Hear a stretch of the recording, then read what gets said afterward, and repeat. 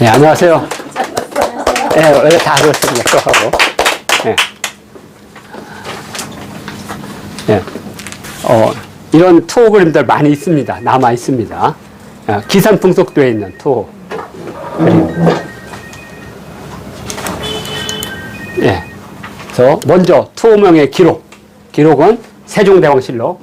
예. 정식은 세종장원대왕실록입니다. 세종장원대왕실록. 예.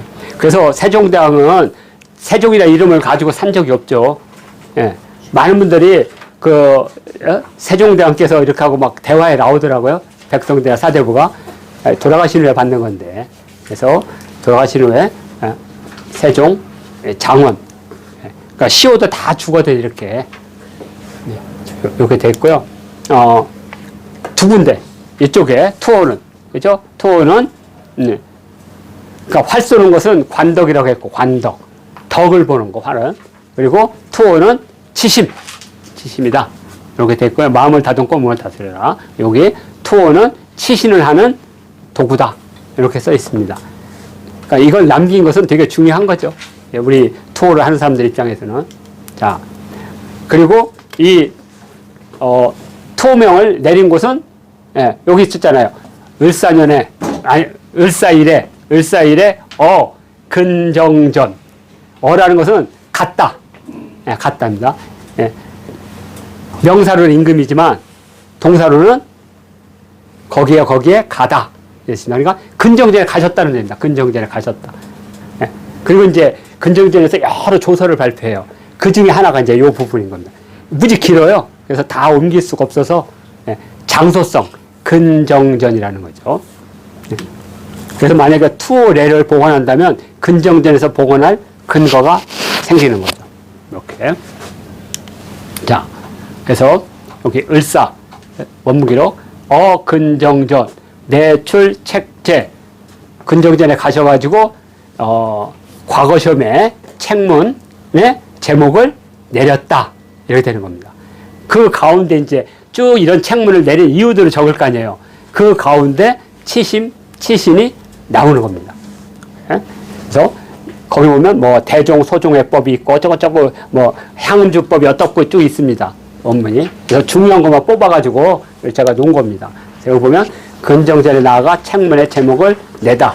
임금이 근정전에 나가 책문의 제목을 내었다. 대종이니 소종이 하는 법은 조상님, 조종을 높이는 을이며, 이거 저기 원문이 잘못된 겁니다. 제가 잘못된 게 아니고, 원문이 오탈자예요. 할아버지 조자를 안 썼죠? 세금 낼 조자잖아요. 향음주의 얘는 장유, 유서의 순서를 밝히는 것이다. 이런 게 있고요. 그리고 여기 사이, 관덕, 투호, 이치심 중요하죠. 활을 쏘는 것은 덕을 보는 것이고, 덕을 보기 위한 것이고, 투호는 마음을 다듬기 위한 것이다. 그죠? 쭉 가겠습니다. 어차피 뒤에 있으니까 원문만 보겠습니다. 활을 쏘려고 덕을 보려고 하고, 투호를 해서 마음을 수양하는 것은 쭉쭉쭉쭉 있고요. 쭉 있고, 투호, 치신지고, 그래서 이 도의 호엽지희. 그래서 자, 이거 보세요. 투호는 몸을 수양하는 도구인데, 한갓. 어깨에 뽕 들어가고, 뻐기는 노름이 아닌데, 왜 사람들은, 이 경기를 가지고 뻗대를 높이고 자신을 내세우려고 하느냐. 이제 그런 얘기예요. 마음을 다스리지 못하니까. 자, 이제 여기서 시작입니다. 해석하겠습니다. 자, 을사일, 세종 18년 4월 9일. 4월 9일. 그러니까 지금 말하면 5월 한 5일에서 10일 정도쯤 되겠죠? 궁중문화축전이 4월 며칠부터 5월 며칠까지니까 대략 요 시대쯤에 이제 임금님이 근정전에 가서 책문의 제목. 책문은 과거 전직과 제목입니다. 그러니까 이런 거죠. 함경도의 벼농사가 잘 안 되는데 잘 되게 하는 방법을 논하라. 뭐 이런 식으로. 오랑캐가 자주 침범하는데 이들을 막을 대비책을 내놔라. 뭐 이런 겁니다. 그 책제라고 합니다. 책제. 그래서 그것을 뭐라 하냐. 책에 대해서 응대를 했죠. 그래서 신하들은 책에 대해서 뭘 해야 돼요? 대책. 그게 대책이에요. 대책. 그죠? 그래서 대책이 되면 사람마다 다 낼 거 아니에요. 그러면 그것을 뭐라고 하냐면 권이라고 그래. 아, 거기서 권위가 권. 그러면 그 권 중에 제1등을 어디다가? 위에다가 탁 놔요. 그래서 압권이라고 하는 겁니다. 그런 용어들이 거기서 나오는 겁니다. 예. 자, 그래서 긍정전입니다. 조선의 법전. 그래서 법전과 정전만 간단히 구분하겠습니다. 정전은 말 그대로 통치를 행위하는 정궁입니다. 그러니까 조선시대는 정궁이 한 몇 군데가 있었어요. 첫째는 이제 경복궁이 정전 역할을 하다가 근정전이, 그러다가 창덕궁의 인정전이 그 정전 하다가 나중에 경희궁의 숭정전이 하다가 마지막으로 덕수궁의 중화전이 그 역할을 했죠. 근데 법전은 뭐냐면요, 나라가 개창된 후에 임금이 하늘의 천명을 받아서 등극의 예를 올리고 처음으로 들어간 곳, 그게 법전이에요. 그래서 조선시대는 법전이 두 개가 있습니다. 하나는 경복궁 근정전. 그러니까 경복궁 근정전은 법전이자 정전이에요. 그리고 또 하나 뭐냐, 덕수궁이에요. 그러니까 대한제국이 조선과 다르다고 하면, 근데 현재 우리 학계는 조선의 연장으로 보기 때문에 1898년이면 이미 조선은 없어진 거죠.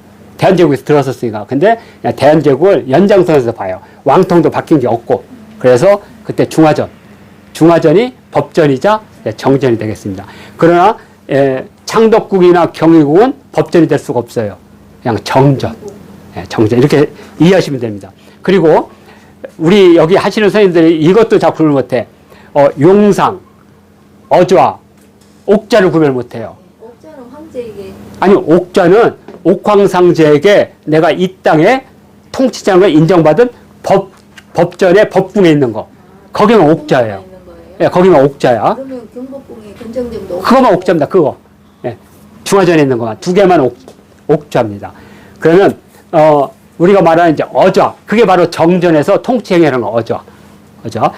그러니까 경복궁의 옥좌는 옥좌도 되고 어좌도 되고 용상도 되는 거예요. 그렇지만 용상은 임금님이 출타를 하셨어요. 그럼 임금님 조립식 의자 가져가잖아요. 네. 거기 앉히셨어요. 네. 그게 용상인 거예요. 예. 그러니까 용상은 가장 보편적인 임금님이 정지하고 있는 모든 것은 용상. 그 중에 통치행위하는 것은 어좌. 그리고 정통성을 상징하는 것은 옥좌. 이렇게 구분하시면 됩니다. 이렇게. 다시 한 번만. 임금님이 모두 정좌, 그냥 앉아있는 정좌는 용상. 예, 용상. 그리고 통치행위를 하는 정전이죠. 통치행위를 하는 그곳은 어좌. 그리고 법궁의 법전에서 정통성을 상징하는 거, 옥좌. 예, 그렇게 보시면 됩니다. 그러니까 꼭대기 옥좌, 어좌, 용상. 이렇게 구분하시면 됩니다. 그리고 이제 꼭 이거, 그 하면 또 이렇게 똑똑해서 물어봐. 근거가 뭐요? 근거? 그 이름이 근거예요. 실록에 이런 거 다 보면 그렇게 다 돼 있어. 근데 그것을 누군가 정리를 안 했을 뿐이에요. 용어의 개념을 정리를 해줬어야 되는데. 자, 책문은 이렇게 기출문제집입니다. 책문은 이제 책제인데, 예상 기출문제집을 이렇게 만들어요. 엄청나게 많아. 뭐, 동책, 과책, 이렇게 진책 해가지고.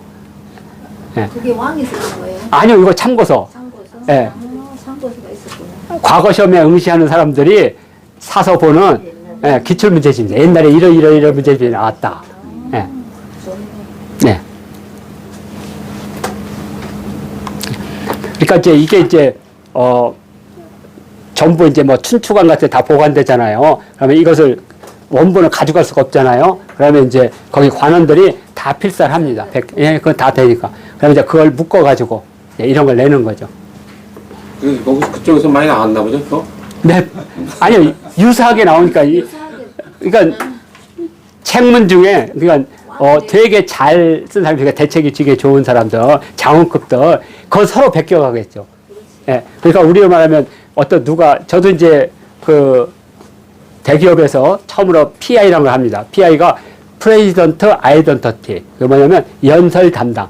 그러면 10년 넘은 우리 회장님, 사장님 했던 연설문 다 있어요. 그리고 그걸 보고, 아, 요 회장님은 요런 어투와, 가면 또 우리 선배들이 회장님이 좋아하는 용어들을 다 해놨어. 잘 쓰는 용어들. 그걸 다 목록에 놨어. 그래서 거기다 맞추면 부장님부터 빨간 게 짜고 와. 근데 나중에 회장님한테 받으면 처음에 썼던 거 비슷해. 그럼 왜 그러겠어요? 부장이나 이사가 괜히 권위를 가지고 빨간 거 착, 돌고 돌면 다시 왜? 저는 그 예전에 있던 그걸 가지고 바탕을 썼잖아요. 예? 부장은 그냥 잠시 왔다 간 사람들이고. 저 왕이 문제를 낼 때 예. 그 시대 상황에 대해서 문제를 많이 내잖아요. 예. 그렇게 냅니다. 세금 문제, 도덕률 문제 이런 것들. 자, 빠르빠르 하겠습니다. 아까 그 옥자 있잖아요. 예. 옥황상제가 뭐라고 부르셨던 것 같은데. 네? 그러니까 예, 옥황상제가 있는 곳이 옥황궁이에요. 옥황궁. 네. 그게 북극성. 아, 그래서 우리가 등극이란 말이 상징적으로는 거기 북극성에 가서 옥황상제로부터 이 땅의 지배자를 인정받고 와야 되는 거예요. 갈 수가 없으니까 3단으로 싸서 그에 올라가서 하는 거예요. 그게 바로 환구단이에요. 예. 그래서 그걸 등극이라 그래. 등북극성. 등북극성 입 옥황궁이야. 북성에 올라가서 옥황궁에 들어가서 면관을 받고 내려오면 왕이 되는 거예요. 예. 그래서 이제 왕이 되면 내가 이제 왕을 받았다는 것을 대내 선포하고 만세만세 만만세를 받았잖아. 그게 이제 바로 법궁인 거예요. 근데 우리나라는 그걸 못했죠. 예, 천세, 천천세. 예. 그래서 중국에서도 반란을 일으켰는데 차마 황제가 못 됐는 뭐라 하잖아요. 천세, 구천세! 그랬어요. 이제 구천세가 이제 만세 되면 이제 이러면 영모가 성공한 거고, 영모 성공 못하면 이제 구천세가 끝나고 아들이나 손자, 그게 바로 사마중달이 지때 감히 자기를 발탁한 조조를 배신 못하잖아요. 그리고 조조가 아들을 부탁했으니, 그래가지고 결국에는 아들도 결국에는 황제가 못 됐어. 손자인 사마소 때 드디어. 손자는 부담이 없잖아요. 전 황제를 모신 것도 아니고 전전 황제를 모신 것도 아니고 그때. 그래서 태종 이방원이 죽일 수 있었던 겁니다. 아버지는 감히 같이 했던, 예? 그렇잖아요. 어떻게 죽여요? 같이 변란을 극복했는데 아들이나 손자 팍 하는 거예요. 예? 수양대군 보세요. 뭐 얄짤만 쓰면 안 되죠. 자, 대종 소종이라고 있습니다. 예, 우리가 이제 이걸 종법제도라고 하는데 남성 부계 중심의 친종 집단을 종법제도라고 합니다. 예, 그 종법제도의 며느리가 되는 것을 영광스럽게 사는 것도 뭐 당신들이 그렇게 산다면 뭐지만 사실 그게 영광스러운 게 아니죠. 어차피 종법제도의 중심은 가부장이니까 남자니까. 그때 대종은 그 북의 친족 집단이 뭐냐면 종손으로 이어지는 거. 큰아들 장자로. 그러니까 원래는 중국이나 우리나라는 장자가 그 계통을 이루는 건 아니에요. 그 중에 여러 아들, 그걸 서자라고 그래. 중자. 서자들 가운데 제일 똑똑한 애를 뽑아서 적자를 시키는 거예요. 그런데 이제 이렇게 되니까 문제가 뭐냐면 대부분 보면 첫째가 어리어리해요. 왜냐면 16, 17에 시집 와가지고 애를 낳았으니 그 아이를 제대로 키우겠어요? 그러니까 대부분 보면 셋째, 넷째, 다섯째가 제일 똑똑해요. 왜 걔들은 형 하는 거 보고 또 엄마가 어느 정도 이제 아이 육아에 이제 익숙하죠.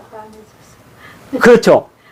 예, 그리고 엄마의 훌륭한 모유를 먹고 자라. 처음에는 그게 안 돼. 그래서 할머니 거 먹어. 예, 그래서 중국에서는 나이 할머니가 엄마라고도 해요. 나이. 엄마. 예, 근데 넷째, 다섯째는 모유를 먹고 엄마한테 배우고 형들 눈치를 보니까 제일 똑똑해. 그래서 쿠데타 일으킨 새끼들은 전부 다 셋째 아니면 다섯째야. 예, 보면. 다 이유가 있습니다. 셋째 아니면 다섯째. 예. 알겠습니다. 예. 셋째야. 넷째는 머뭇거리다가 안 되는 거예요. 예. 그러니까 셋째가 장자인 거야. 그럼 셋째한테 항상 넷째가 쫄려 살아. 조선시대도 마찬가지예요. 그래서 넷째 방과가 달라일으켰다가 다섯째 방관한테, 방언이한테 당한 거 아니에요. 그렇게 생각하시면 돼. 다섯째는 한 다리 건너서 셋째 형을 딱 보고 배워. 네? 네? 하여튼 그렇게. 그래서 소종은 고주보가 같은 집안. 그래서 대종소종. 그러니까 고주보가 같다는 것은 4대 봉사이기 때문에 같이 제사를 지내는 사람들. 이제 분종이 안 된 사람들. 분정이 안 된 걸 소종. 이 중에서도 근데 이제 조선시대 오면 그게 하도 문제가 되니까 송나라 때부터 바보도 무조건 큰아들한테 주자. 바보도. 그 대신 아버지가 일찍 바람나서 애를 낳은 거 어떡하냐. 그럼 이제 서라고 부르자. 서장자. 그래서 서장자, 서차자는 아무리 똑똑도 안 되고 적장자. 그래서 적장자법이 생긴 거예요.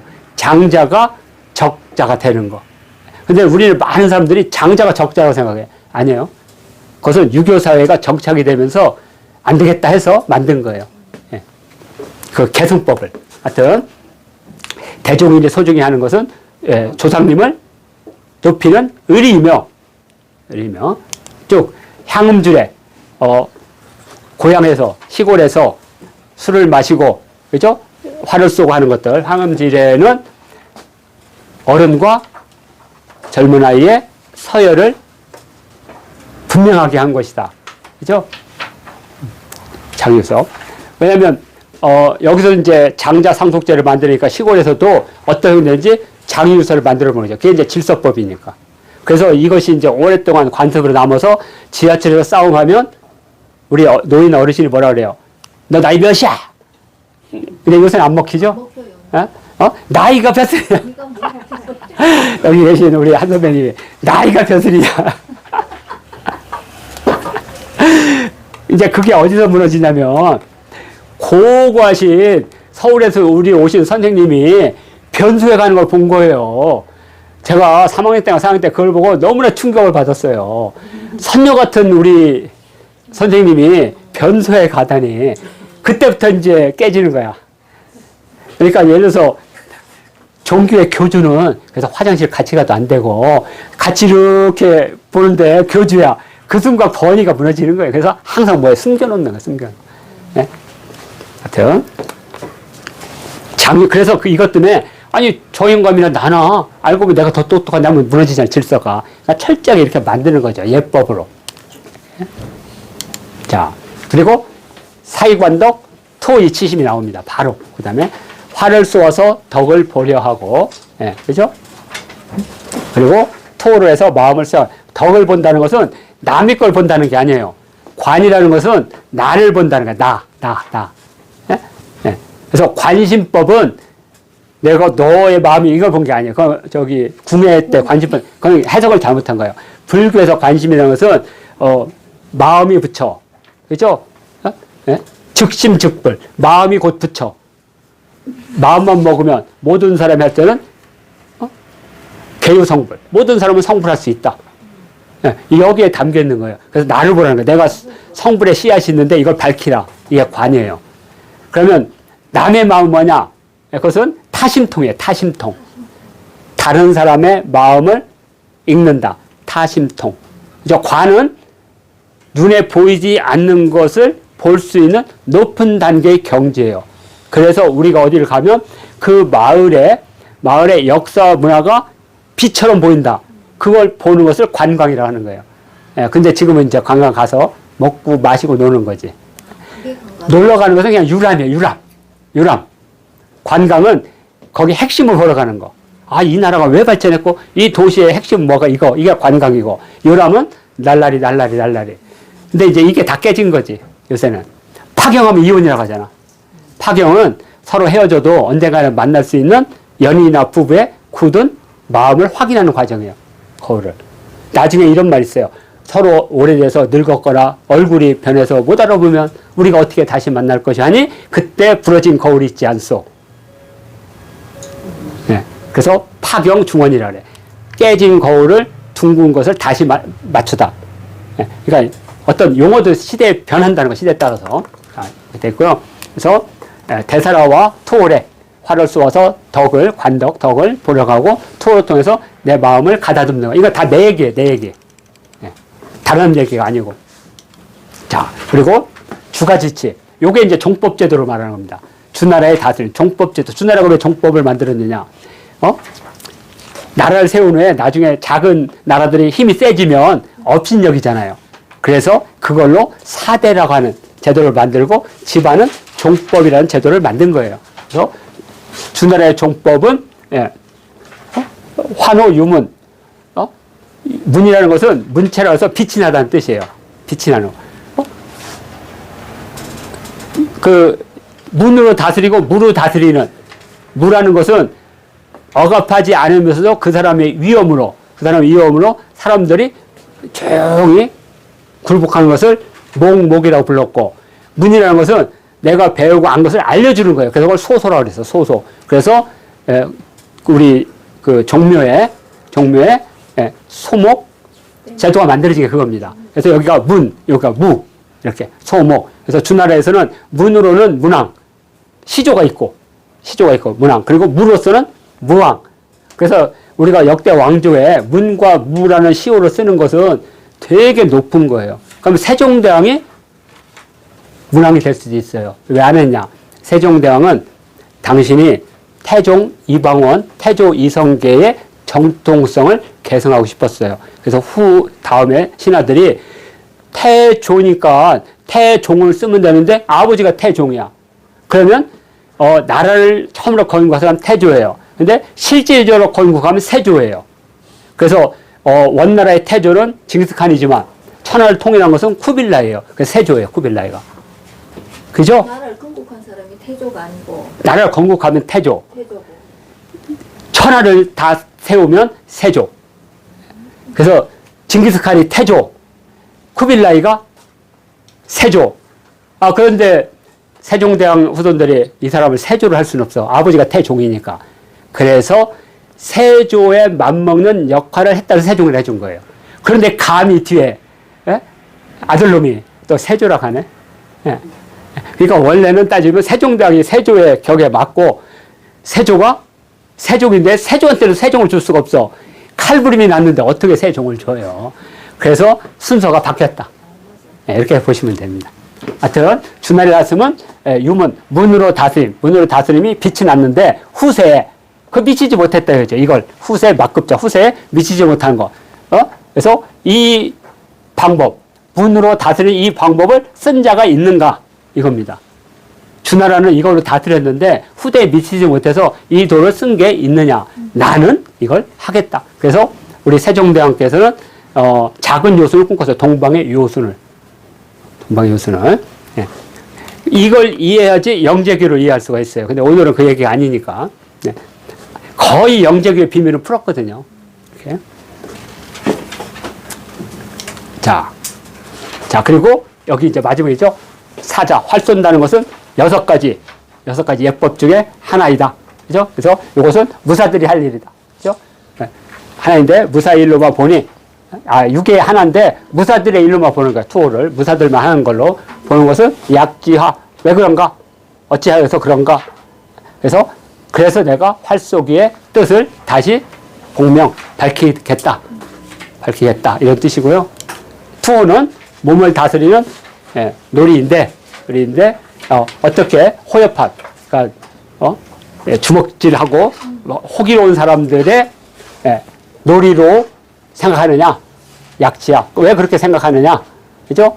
즉 여기 활을 가지고, 옹은 활을 이렇게 감싼다는 뜻, 이렇게 포옹할 때 쓰는 겁니다. 옹 가지고 옹시 합내 활을 가지고 예의에 부각되고 손님과 주인이 서로 공경하는 것이 아니겠느냐. 그러니까 활도 선비들이 수양을 하는 놀이이고 투호도 몸을 다스리는 놀이인데 어찌 이것이 무사들만 하는 거고 또 호기방방한 사람들뿐만 있겠느냐, 이런 얘기입니다. 그래서 거기서 바로 치신이 나왔고, 그죠? 살게 됐는가. 이렇게 해서 바로 여기 투호를 하나의 이제 몸을 다스리는, 마음을 다듬는 예법으로 만든 게 투호래인데, 그 투호래가 바로 이 삼내도라는, 삼내도라는 것은 예에 관한 세 책이 있습니다. 예기, 주례, 의례. 그래서 그 책에 있는 내용을 그림으로 송나라 때 다 복원한 겁니다. 그래서 삼내도, 투호. 우리가 격방은 환경을 할 것이고, 그 다음에 투호는 이 삼내도가 다음에 있습니다. 번역을 해서 일단 돼 있고요.